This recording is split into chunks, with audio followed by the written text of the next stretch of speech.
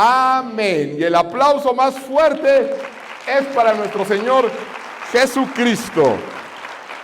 Y vamos a nuestro texto base, Hebreos capítulo 8.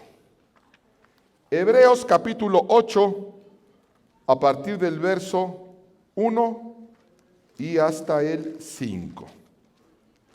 Y cuando lo tengas decimos, amén. Ahora bien, el punto principal de lo que venimos diciendo, fíjense, este es el punto principal. Todo lo que hemos visto a lo largo de todas estas semanas es para llegar aquí. Y Pablo lo está diciendo. El punto principal de todo lo que hemos venido diciendo es que tenemos tal sumo sacerdote, Jesucristo, el cual se sentó a la diestra del trono de la majestad en los cielos. Ese es el punto. Que hay un sumo sacerdote que es Jesucristo, que está sentado a la diestra de Dios y estamos esperando su regreso. Amén. Continúa diciendo, ministro del santuario y de aquel verdadero tabernáculo que levantó el Señor y no el hombre. Dice que Él está ministrando en el tabernáculo, pero dice en el verdadero tabernáculo. Un tabernáculo que no fue edificado por manos humanas. Está haciendo claramente una referencia al tabernáculo de Moisés. Cuando nosotros escuchamos hablar del tabernáculo, pues nos viene a la mente esa tienda en el desierto que Dios le envía a Moisés a hacer. Bueno, ese no es el verdadero tabernáculo. Ese es el punto al cual nos quiere llevar Dios y esa revelación. Ese no es el verdadero tabernáculo. El verdadero tabernáculo está en el cielo. ¿Sí, amén o no amén? Está en el cielo, ministro del santuario y de aquel verdadero tabernáculo que levantó el Señor y no el hombre. Porque todo sumo sacerdote está constituido para presentar ofrendas y sacrificios, por lo cual es necesario que también éste tenga algo que ofrecer. Así que si estuviese sobre la tierra, está hablando de Jesús y del tabernáculo, ni siquiera sería sacerdote, habiendo aún sacerdotes que presentan las ofrendas según la ley. Lo que está diciendo Pablo es, tenemos un sumo sacerdote, que es un sacerdote sobre todo sacerdocio, de un sacerdocio espiritual en el tabernáculo verdadero, porque si estuviera aquí en la tierra, dice, pues aquí hay sacerdotes, ni siquiera será necesario, porque aquí hay sacerdotes que están presentando ofrendas y sacrificios. No, esto es el sumo sacerdote. Y dice el verso 5, los cuales, los sacerdotes que están en la tierra, sirven a lo que es figura y sombra de las cosas celestiales. O sea, todo lo que Dios dispuso que se hiciera en esta tierra son figura y sombra de las cosas celestiales. Como se le advirtió a Moisés cuando iba a erigir el tabernáculo diciéndole, y pongan mucha atención, mira, haz todas las cosas conforme al modelo que se te ha mostrado en el monte. O sea, cuando Moisés recibe la instrucción de parte de Dios de hacer el tabernáculo y se va a instituir todo el sistema sacrificial, nombramiento de sacerdotes, todo ese asunto fue de acuerdo a un modelo que Dios le mostró que está en el cielo. Y dijo, lo que tú vas a hacer es replicar lo que está en el cielo, lo vas a replicar en la tierra. ¿Sí? Lo que está aquí no es el verdadero tabernáculo. Y sabemos que el tabernáculo dio lugar luego al templo. Y el templo luego le va a dar lugar a la iglesia, que somos hoy. ¿Sí estamos de acuerdo? Bueno, todo eso, el tabernáculo, el templo y actualmente la iglesia, son sombra y figura de las cosas celestiales. Son ejemplos, son modelos del verdadero templo que a Dios le importa. ¿Y cuál es ese verdadero templo que a Dios le importa, que es espiritual? Primera de Corintios 6, 19. ¿Acaso no saben que su cuerpo es templo del Espíritu Santo? Voltea con el que tienes al lado y dile, ¿acaso no sabes que tu cuerpo es templo del Espíritu Santo? Quien está en ustedes y al que han recibido de parte de Dios, ustedes no son sus propios dueños. El Espíritu Santo mora en nosotros y nosotros somos un templo espiritual para Dios. Ese es el templo que a Dios le importa. Todos los demás templos, iglesias, tabernáculos son sombra y figura. Son un modelo para que podamos imitar y entender ciertas cosas, sobre todo comportamientos. Primera de Timoteo, capítulo 3, verso 14. Es el apóstol escribiéndole al pastor Timoteo y le está diciendo: aunque espero ir pronto a verte, te escribo estas instrucciones para que si me retraso, sepas cómo hay que portarse en la casa del Dios viviente, columna y baluarte de la verdad. Dice: yo voy a ir a verte para dar instrucciones, para ordenar a la iglesia, pero si me tardo, te escribo esto para que sepas y enseñes cómo se debe uno comportar en la iglesia, que además nos revela es columna y baluarte de la verdad. O sea, para que todo esto funcione como debe de funcionar, se requiere un comportamiento. Hay una manera de comportarse. Bueno, hay muchas maneras de comportarse, pero solamente hay una manera correcta de comportarse, agradable a los ojos de Dios. Y como esta iglesia es un modelo del cual podemos aprender, de aquí debemos de aprender ciertas cosas para llevárnosla al templo espiritual que hay en casa para aplicarlas. Aquí usted no habla con pura grosería y pura peladez. Bueno, algunos así los he oído, No lo hacemos, quizá fuera así. Bueno, ustedes, yo no. Pero aquí no lo hacemos. Entendemos que aquí hay un comportamiento, hay un código de vestuario y que lo observamos. ¿Por qué? Porque es la casa de Dios, es el templo. Lo raro es que nos vamos de aquí y se nos olvida que nosotros mismos somos un templo. Y que ese sí es profanado y con comportamientos que no son agradables a Dios. Nos ha venido hablando la Escritura acerca de los elementos necesarios para la edificación y desarrollo correcto de cualquier iglesia, donde debe de haber oración, gratitud, alabanza, estudio de la palabra. En cualquier iglesia que tú vayas, en cualquier historia del tabernáculo y del templo, había oración, había intercesión, había estudio de la palabra, había alabanza. Pero estos son modelos. Esos elementos deben de existir en nuestra vida diaria, porque nosotros somos templo del Espíritu Santo. Y por eso luego nos damos cuenta, bueno, ¿por qué en la iglesia todo funciona bien y en mi casa todo es un desastre? Porque aquí hacemos cosas que usted en su casa no. Porque aquí observamos ciertos códigos que usted en su casa no. Porque aquí implementamos estudio de la palabra, alabanza, adoración, oración, y usted en su casa no. Y entonces nuestra vida únicamente funciona en domingo. Venimos, nos llenamos de la palabra, salimos bien fortalecidos, salimos llenos del Espíritu, y para el lunes, para el martes ya se nos fue. Y ahora ya está el próximo domingo. Y así no la vivimos, sobreviviendo, en lugar de estar viviendo en el fluir del Espíritu Santo. Por eso tenemos que entender esta verdad. Y una cosa que no puede faltar en ninguna iglesia, no faltó en el tabernáculo, no faltó en el primero ni en el segundo templo, no debe faltar en la iglesia de hoy, y en la Biblia se ve el tercer templo donde también lo hay, es un altar. Toda iglesia tiene un altar. Es el lugar más alto, y es ahí desde el altar donde Dios nos habla y donde suceden cosas espirituales poderosas. Pero todo altar debe ser erigido, debe ser construido. Aquí esto vendría a ser el altar. Pero esto es un modelo nada más. Esto nada más es una metáfora del altar que debe de haber en tu corazón. Altar de altares, el lugar más alto. En tu corazón debe haber un altar para Dios, donde Dios tiene el lugar de preeminencia. El lugar más alto debe ser Dios. El lugar más importante en tu corazón debe ser Dios. Y eso se tiene que construir. No se da espontáneamente ni solito. Se tiene que construir. Si hay algo en tu vida más importante que Dios, ahí en el altar tú pusiste ese sueño, o pusiste ese título, o pusiste esa persona, no sé qué hayas puesto ahí. Pero si no es Dios, es idolatría, abominación a Yahvé. No, lo más importante debe ser Dios. ¿A qué nivel? Mateo capítulo 10, verso 37 al 38. El que ama a padre o madre más que a mí, no es digno de mí. El que ama a hijo o hija más que a mí, no es digno de mí. Y el que no toma su cruz y sigue en pos de mí, no es digno de mí. Son palabras muy fuertes. ¿Por qué? Porque en nuestro corazón tenemos a nuestra familia. Tenemos a nuestra esposa, a nuestro esposo, a nuestros hijos, a nuestros padres.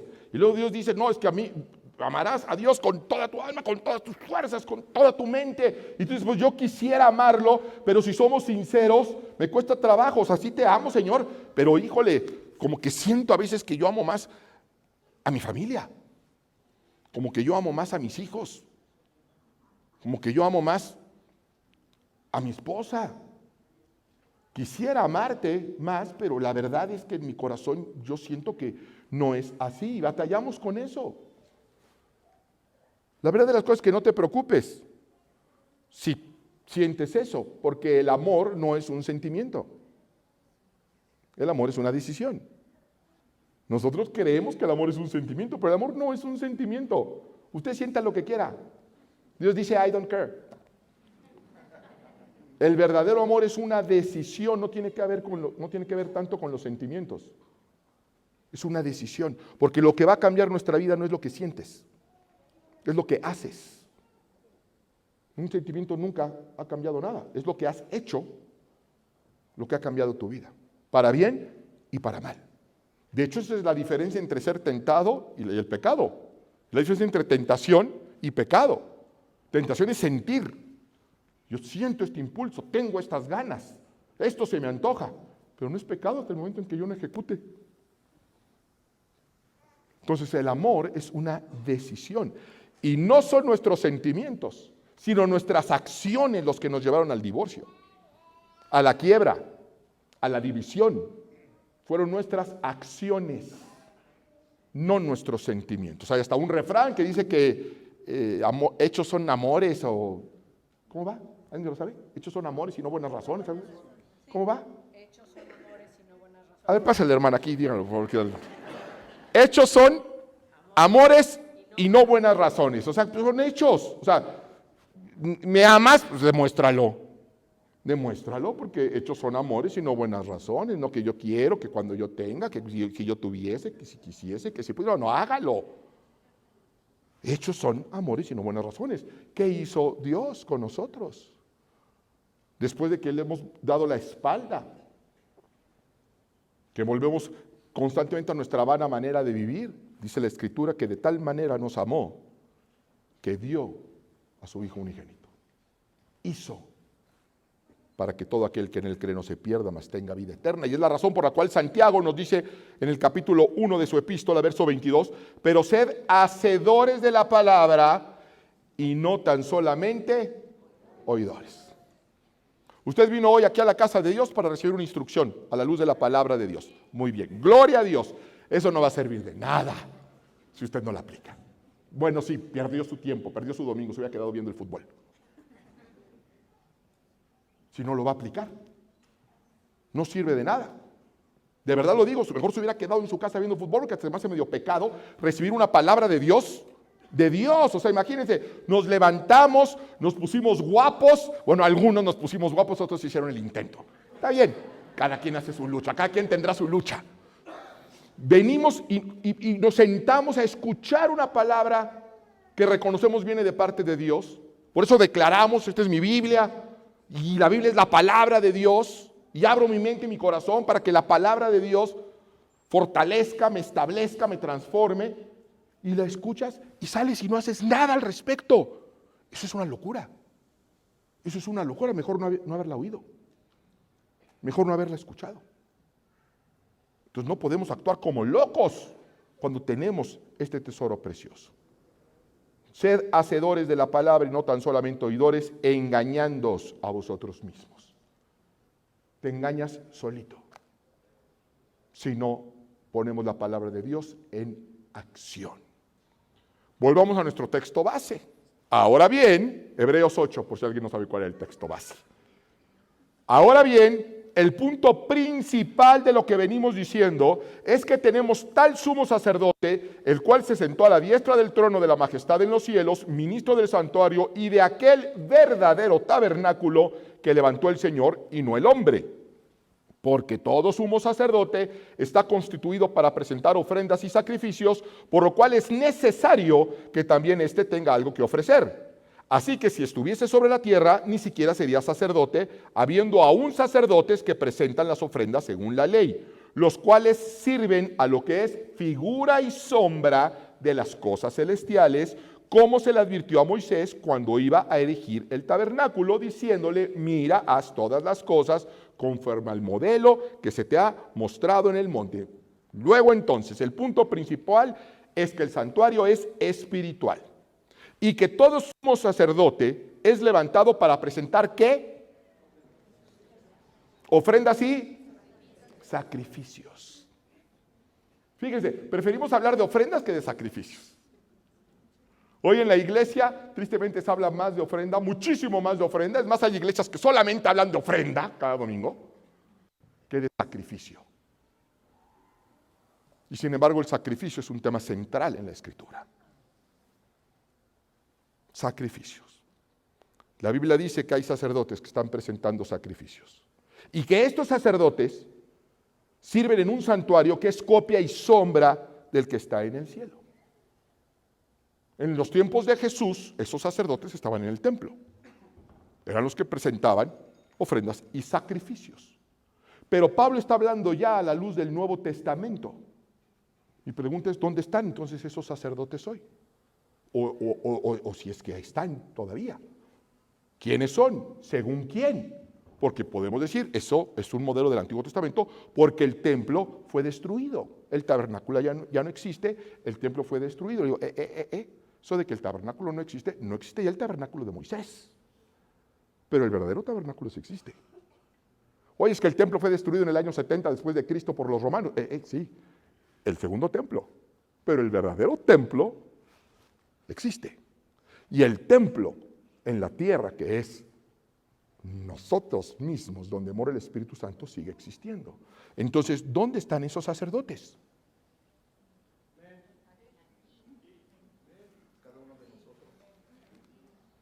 Primera de Pedro 2:9. Primera de Pedro 2:9. ¿Lo tenemos?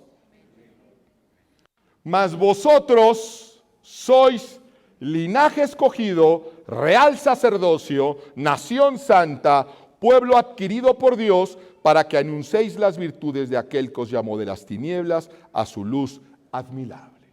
Mas vosotros, ¿quiénes son vosotros? Nosotros somos real sacerdocio, dice la Escritura. Y si te queda duda, vamos a Apocalipsis, capítulo 1, verso 5. Y de Jesucristo, el testigo fiel, el primogénito de los muertos y el soberano de los reyes de la tierra, al que nos amó y nos lavó de nuestros pecados con su sangre y nos hizo reyes y sacerdotes para Dios su Padre. A Él sea gloria e imperio por los siglos de los siglos. Amén. Fíjense nomás, cuando empezamos esta serie de este mensaje, Dios nos tomó, éramos huérfanos y nos toma como hijos. Luego de hijos nos convirtió en embajadores. Ahora nos hace saber que somos reyes y sacerdotes. Nos lleva de gloria en gloria y de victoria en victoria. A Él sea toda la gloria y la honra. Den un aplauso al Señor. Imagínense, hace 3 semanas éramos huérfanos, sin propósito, sin sentido, y ahora ya somos hasta reyes y sacerdotes. Miren nada más qué maravilla.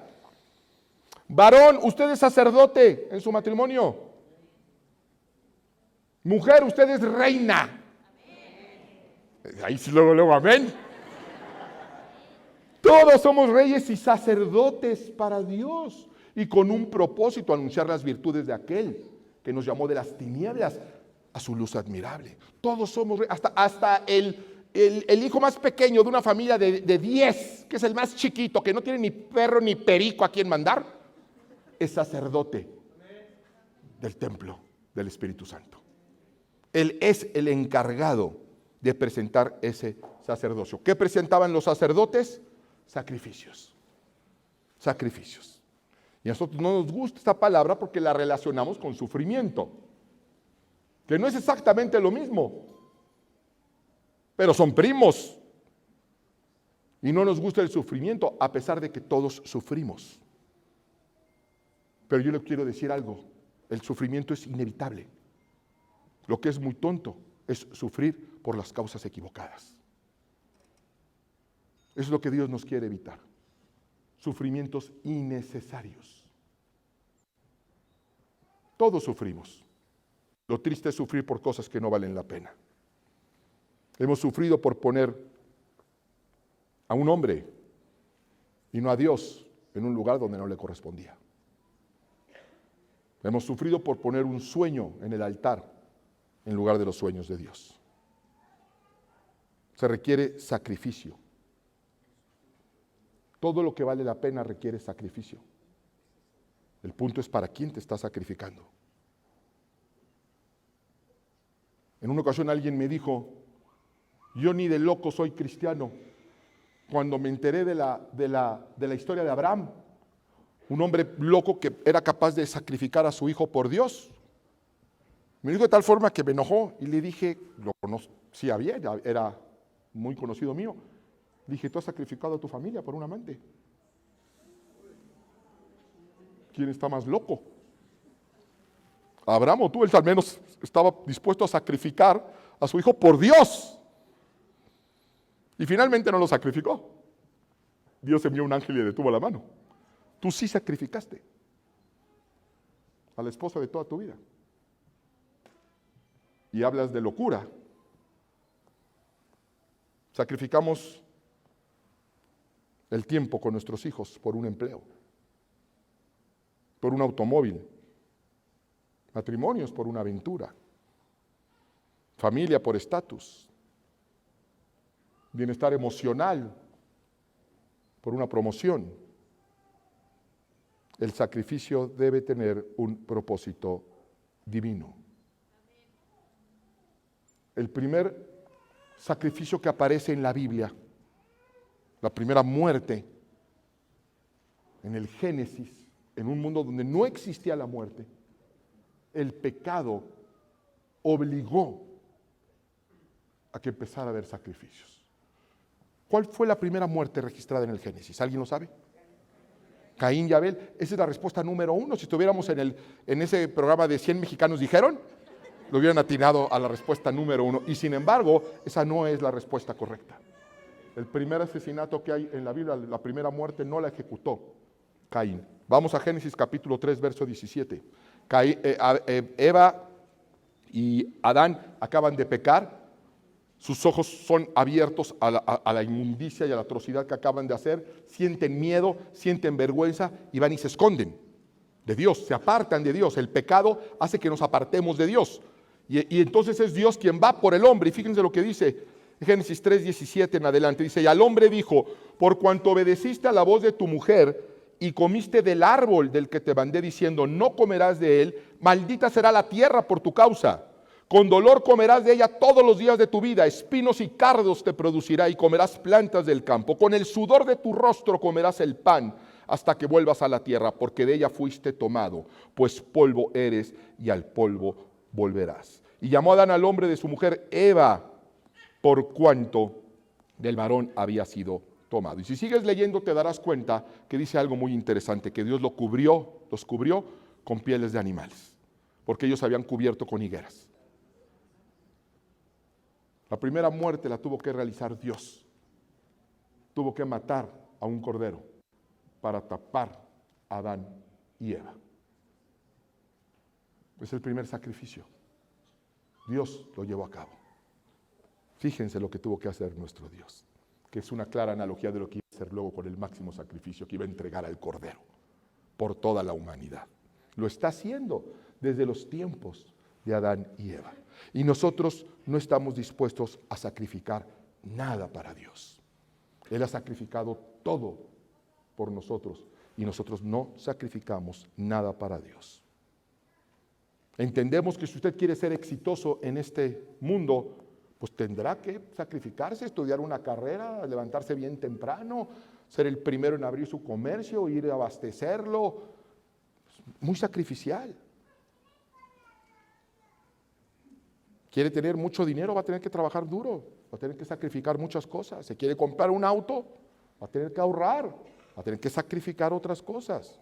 Quiere ganarse una medalla olímpica, va a requerir mucho sacrificio, mucho entrenamiento, mucho dolor. ¿Quiere usted bajar de peso, tener buena figura? Mucho sacrificio. Por eso digo yo, no vale la pena.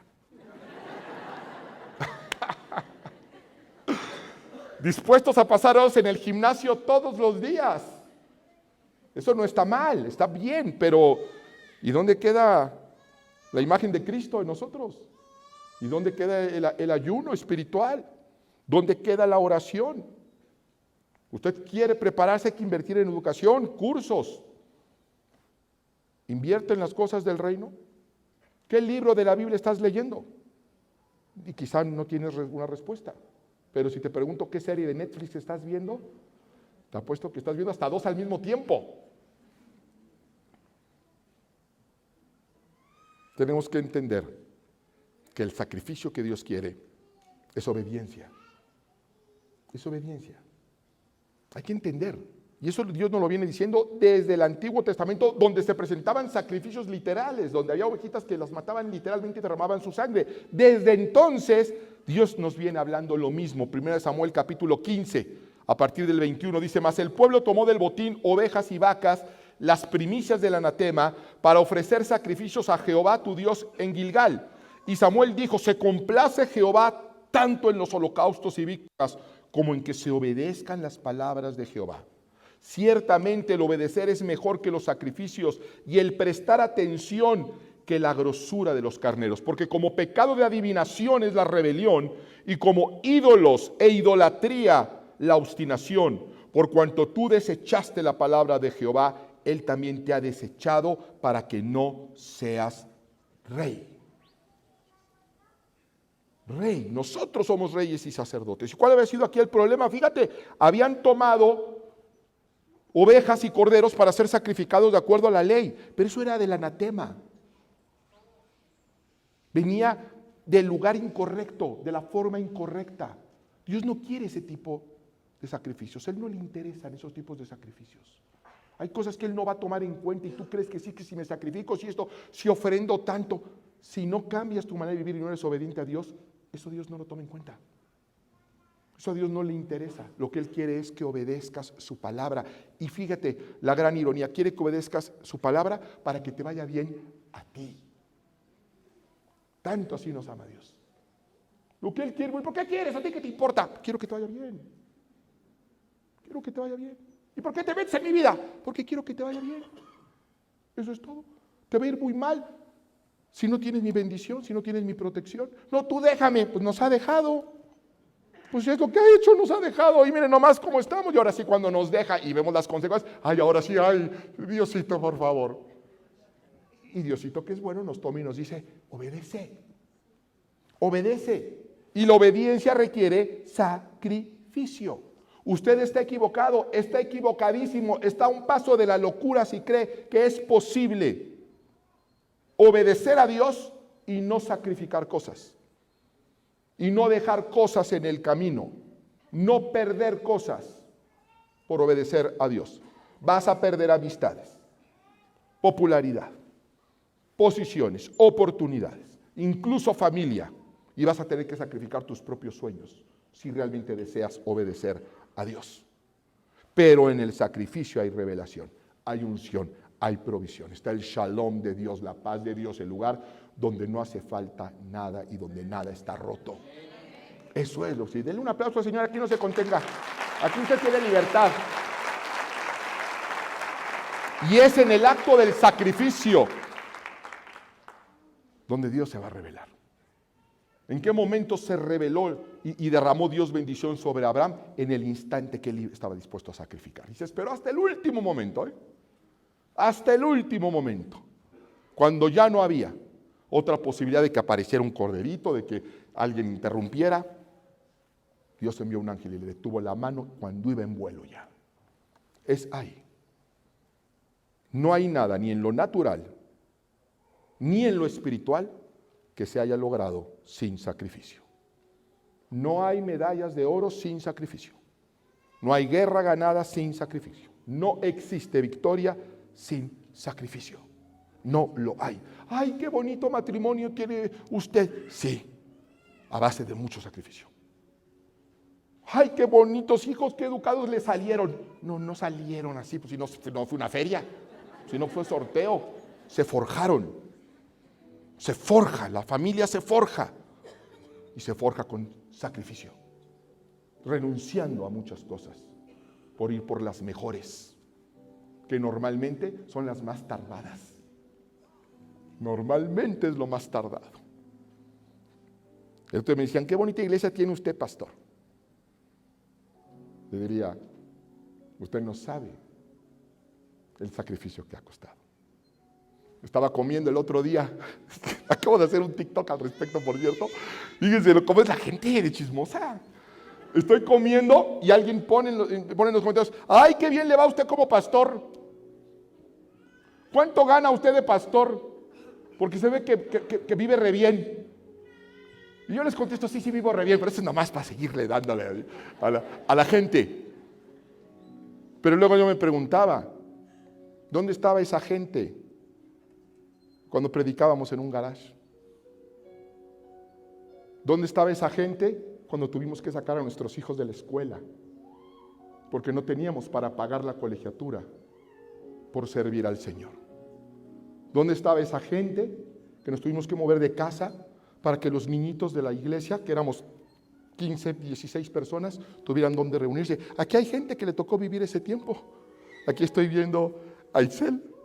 Levántate, Itzel, para que si alguien duda de estas historias, pregúntele a Itzel. Ella lo vivió desde el día número 1. Que Dios te bendiga, Itzel. ¿Sí? La gente ve la gloria, pero no conoce la historia. Y en toda historia de victoria va a haber sacrificio. Va a haber sacrificio. Y se van a quedar cosas en el camino. Pero vale la pena. Si no me estoy quejando, vale la pena, porque lo que tú pongas en el altar, Dios lo va a multiplicar.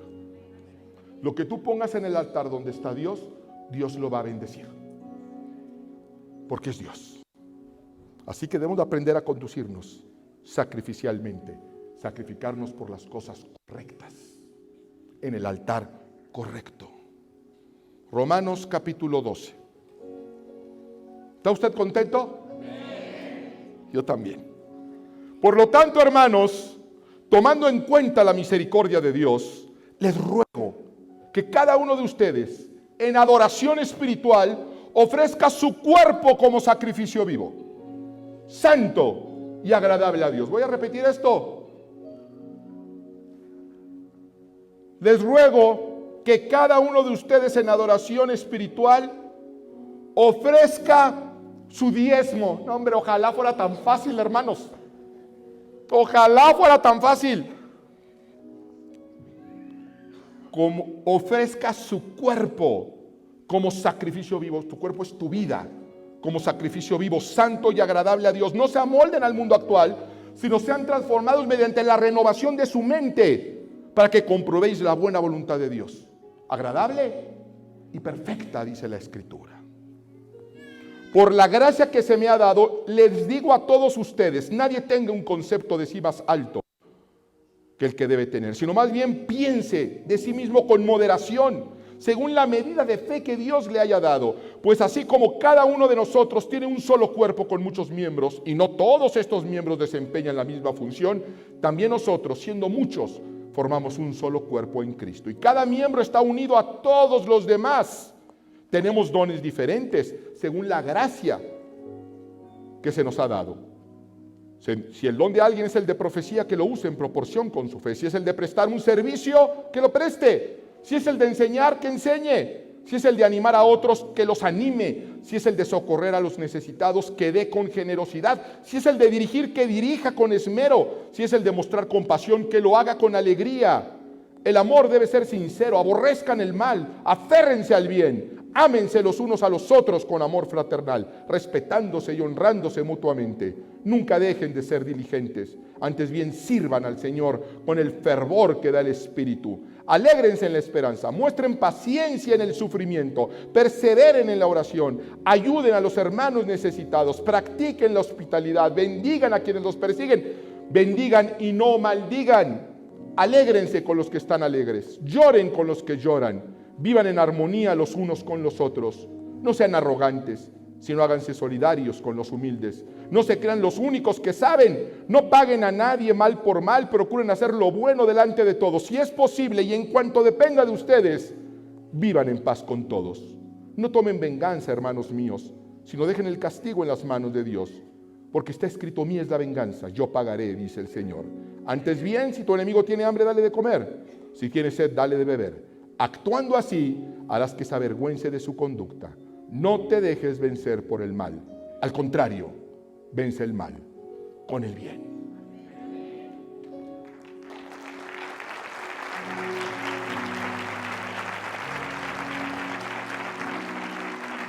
¿Qué es lo que convierte a hombres y a mujeres comunes en héroes?